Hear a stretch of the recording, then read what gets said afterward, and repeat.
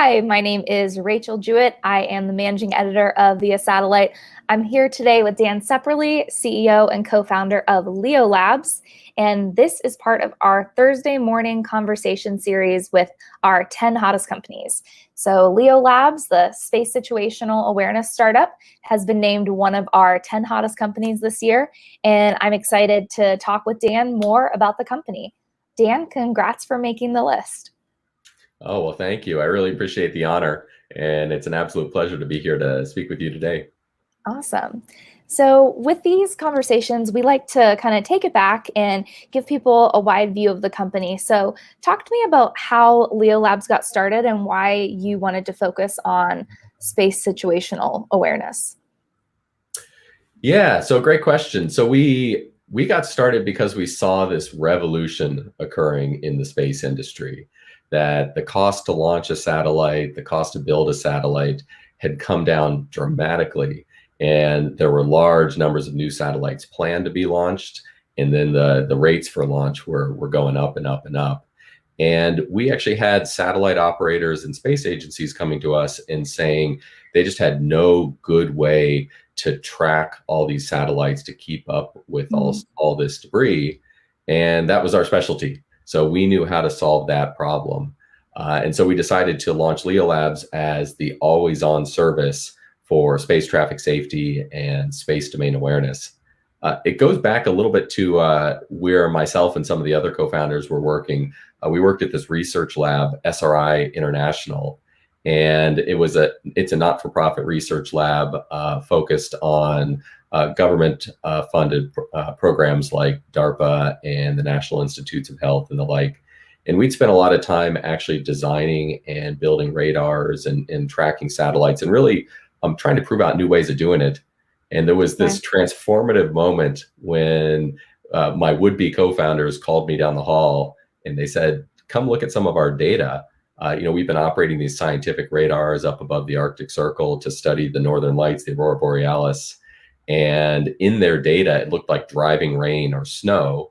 In each of those slashes was a satellite or a piece of space debris.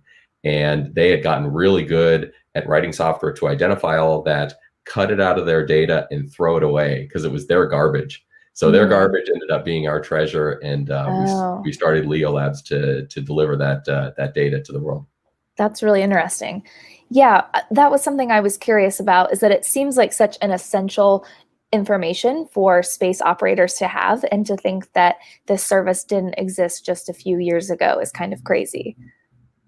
Yeah, it's in a large part it's because of some revolutions going through the broader space industry. The whole notion of kind of building individual large projects like individual large radars is kind of the way of the past. It's how things were architected when the space industry was growing more slowly, and you had a lot of time to say, build out the radars, build out the tracking service. But nowadays with things moving quickly, we actually are looking to the computer industry for modern architectures, and specifically the software as a service architecture. So, now when you deliver a service, you need to get all the way from generating the data through processing the data through actually giving the users the end result that they can act on, and then having the service team wrapped around that technology to make sure the customers are getting what they need. And so that's what we're doing at LeoLabs, is bringing the SaaS model over to the radar tracking business. And we're kind of seeing that across the space industry, these SaaS models where you take what used to be an infrastructure business, turn it into a SaaS business, and then it gets the customers what they need. And it's also really exciting from an investment point of view too. Yeah, I've been hearing that phrase a lot, and that outlook on things. So talk to me about, what exactly you can track, and like how closely you can track it, and how that plays into your offerings, because I know you have like tracking and monitoring and then also collision avoidance. So what's the tracking there and how are those different? Yeah, great question. So today we're tracking a little bit over 17,000 objects in low Earth orbit. So you're tracking about 10 centimeter sized objects and larger, or 4-inch sized and larger. It's all the active satellites. It's a lot of debris from like old rocket bodies, previous satellite missions, and the like. And And one of the big things is we're scaling up to track even smaller debris, because it turns out if a piece of debris as small as 2 centimeters in size, less than an inch, hits your satellite, it can completely destroy your satellite. Things are moving so Yeah. fast, 17,000 miles an hour, Right. that this tiny little piece of debris, if it hits your satellite, can shatter your satellite. And then not only did you lose a satellite, you've got a cloud of debris that you have to deal with, that neighboring satellite operators have to deal with, and that'll be in orbit for decades. So one of the Yeah. big things we're doing is scaling up to track that small stuff, and we expect to be tracking 250,000 objects. So going from 17,000 to 250,000 over the next couple of years. And one of the big enabling technologies there is this worldwide radar network. So Okay. we're in the process of building out mini radars around the globe, and that's required in order to be able to detect all of this debris, to be able to keep up with it and provide actionable information. So it's this big theme of there's a data deficit in low Earth orbit. Hmm. There's simply not enough data about what is going on, where satellites are, where the risks are. That's what we're solving. So when you look at all that small debris, it's actually 95% of the catastrophic collision risk. And it's not even in the conversation today about Wow. space traffic safety. Yeah, so we're Hmm. looking to take that other 95% and actually move it into the conversation, take that risk off the table, keep satellite operators safe, and also help the regulators, the government agencies that are promoting a lot of these new space technologies, keep them safe as well, keep them excited about this rapid build out of space. So we kind of view these safety Yeah. services as foundational for the new way that space is being architected. Yeah. So are you saying that the small pieces, that is 95% of the risk? Yeah, so 95% of this Wow. catastrophic risk, this risk that you might create a cloud of debris, or somebody else, an old, say even an old rocket body, Yeah. might create a cloud of debris that everybody's got to deal with. And when it comes to space debris, there's kind of three things you can do about it. You cannot prevent it in the first place. You can swerve and avoid the debris as it comes up to your satellite, and you can clean it up. The first one, not created in the first place, the industry spent a lot of time kind of engineering away debris. Make sure you don't kind of drop anything when you deploy your Yeah. satellites. Make sure you dispose of the upper stages and the satellites at the end of mission. So there's work underway on that. The swerve and avoid is a big part of what we do. Issue alerts up to a week in advance. Hey, this piece of debris is going to come close to your satellite, or this other satellite's going to come close to your satellite. You might want to move. And so we're, of course, building out services, even more services there to help with that mission. And then finally, the cleanup is kind of a new thing. There's some interesting demonstration missions underway, Astroscale, and some others. And I think it's going to be a really Yeah. important tool in the toolkit going forward. But it's in its early stages. And we actually plan to play a big role in that, because our data set essentially forms the first actuarial data set for space. Hmm. Where are the biggest risks? Which pieces of debris, which objects are the highest risk, and we need to get rid of them first. So we've already published a few papers about highlighting those risks, and it's hopefully a tool that space agencies and some of these companies can use to really zero in on beginning the cleanup of space. Yeah, so it's not just information that's valuable for companies that are trying to protect their satellites, but also for space agencies and governments that are trying to ensure a safe orbital environment. Yeah, absolutely.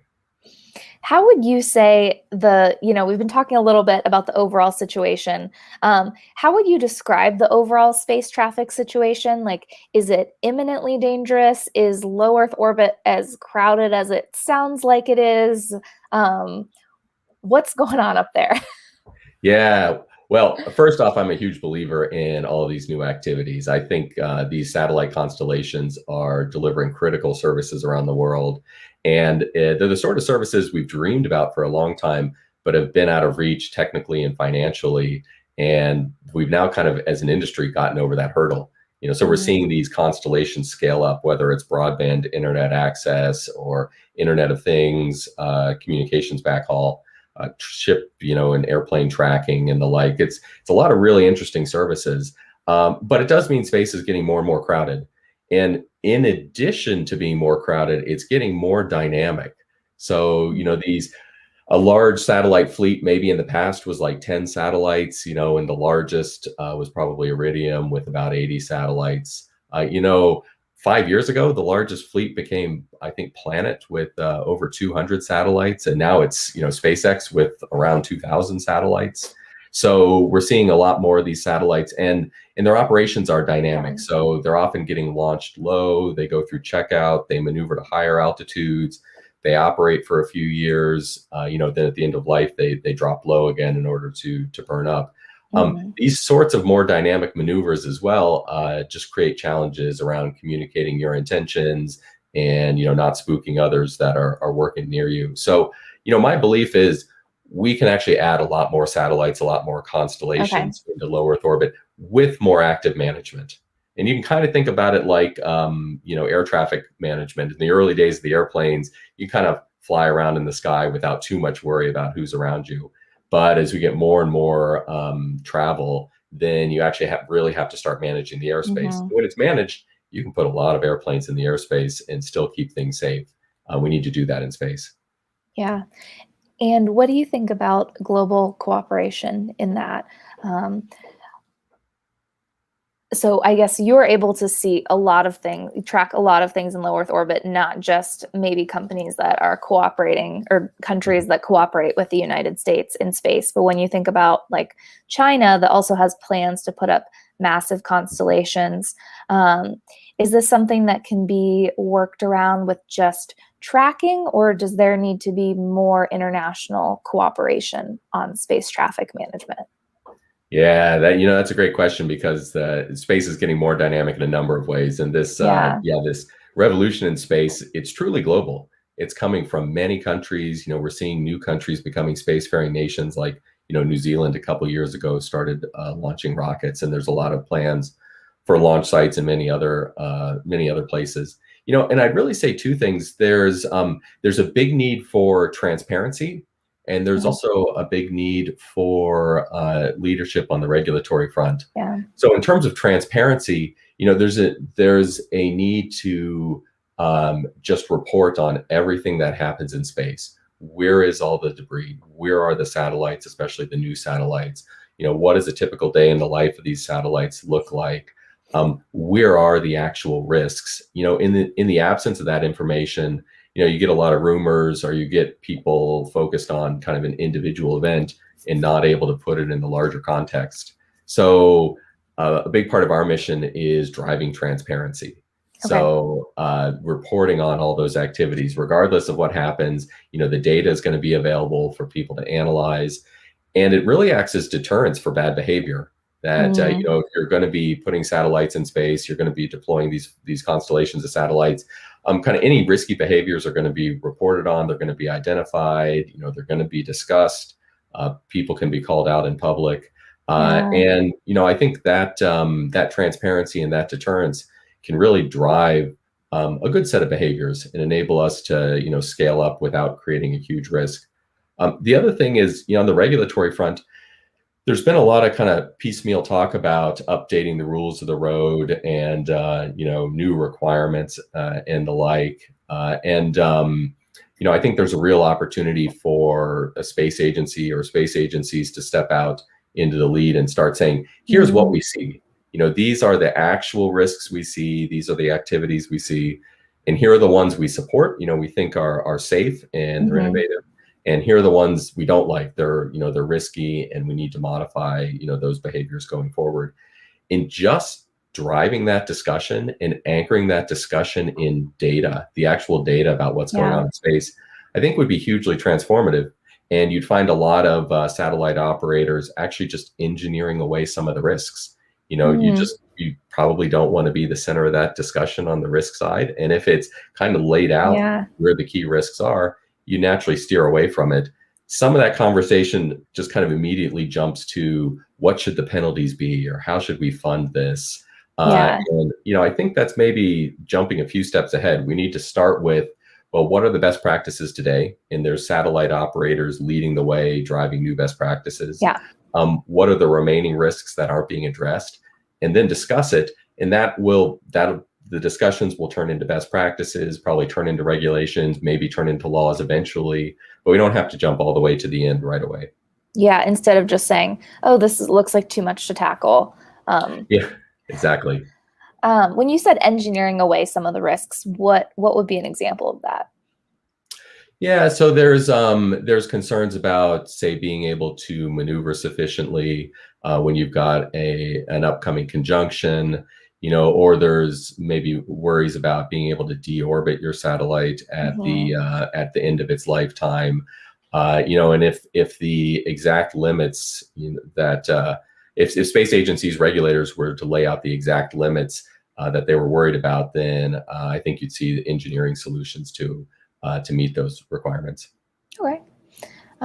What's your demand like? Like, what's your reception like among startups and more established operators? How hungry are people for this service?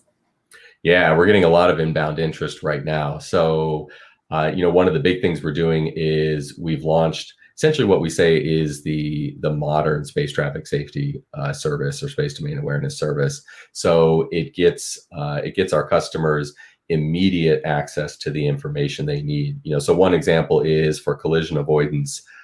If if you're planning a maneuver, so hey, I'm going to move my satellite in 2 or 3 days time. You can send the maneuver plan to us and get it screened within a few seconds. And by screened, I mean checked to make sure, hey, am I really going to get away from this potential collision? And am I not going to steer into some other collision, some other satellite, some other piece of debris? And when you can do it in seconds, it's transformative. You can actually sit in a meeting, iterate through a number of plans, come up with the best, and just lock it in, and then turn your attention to other activities. This is a big change. In the past, this was more of an 8-hour process. You'd set a plan, you'd throw the plan over the wall, you'd wait for some analysis to come back, and frankly, like the next operation shift would get that analysis back and have to look at it and decide if it was good enough. So when you have these kind of 8-hour cycles, you can't iterate too many times, and it really starts to chew up people's time. So those sorts of modern services are driving a lot of interest. We have customers subscribe to the collision avoidance service. Another big area is launch, actually. Okay. So it turns out one of the riskiest periods during a satellite's lifetime is immediately after it's dropped off in space, because it's dropped off and then the hunt begins for the teams on the ground to precisely locate it, get in touch with it, get it booted up. Solar panels have to be deployed, antennas have to be deployed, the satellite's got to be maneuvered off to its final orbit. And if there's any hiccups in there, it can be really hard to recover. And the numbers for CubeSats are kind of rough. That about 25% of all CubeSats have been dead on arrival in space, in a large part because they go lost right after being dropped off in space. And it's been the topic of conversation for a number of years that it's one of the big issues. And so I'm quite happy to say we're solving that. We have a launch and early operation service that provides intensive tracking for about a week after launch.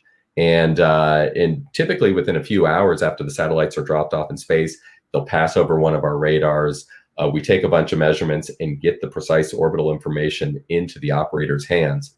Okay. And so we actually had some great success. We supported SpaceX's Transporter-1 mission, the largest mission in space, and helped all of their satellite operators safely get off into their final orbits.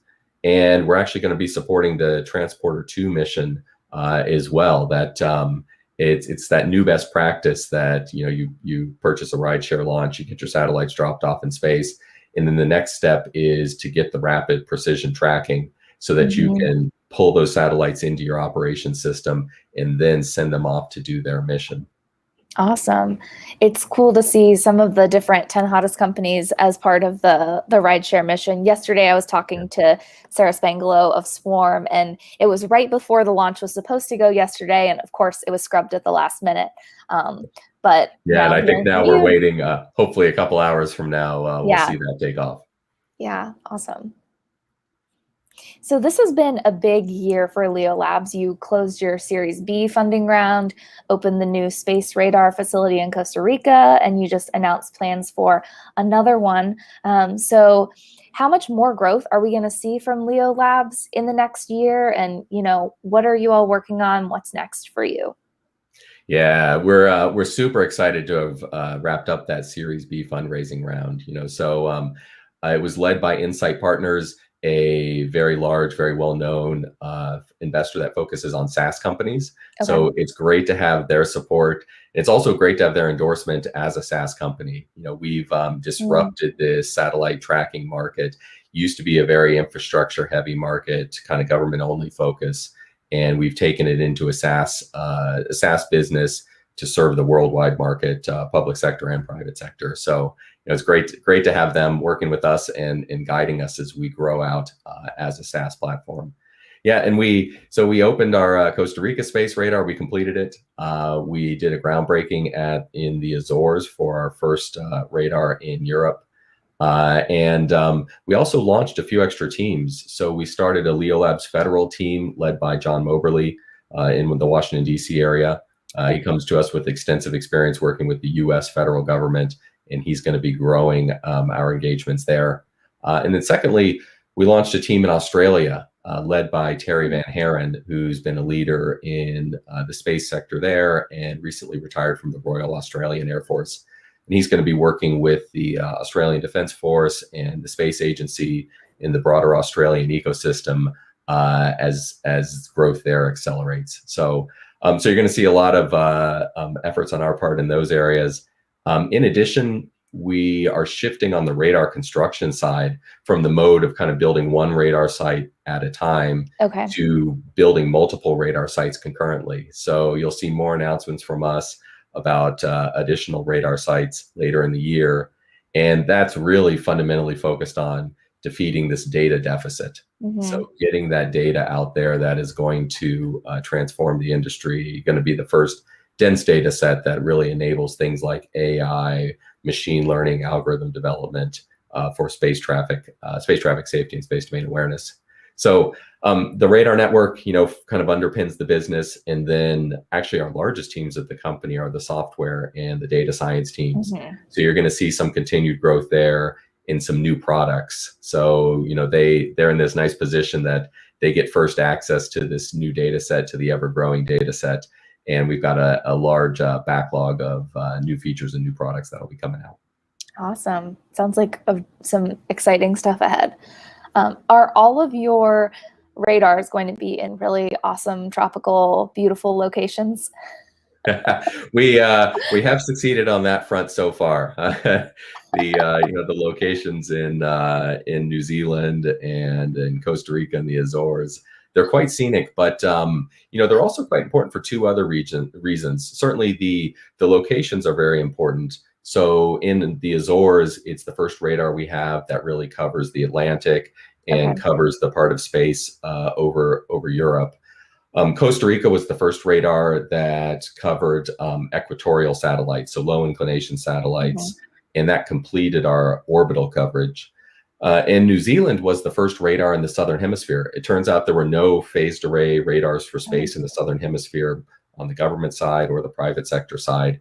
And so the tracking quality was a lot worse. The Space Traffic Safety Service was a lot worse near the South Pole. And so we fixed that problem.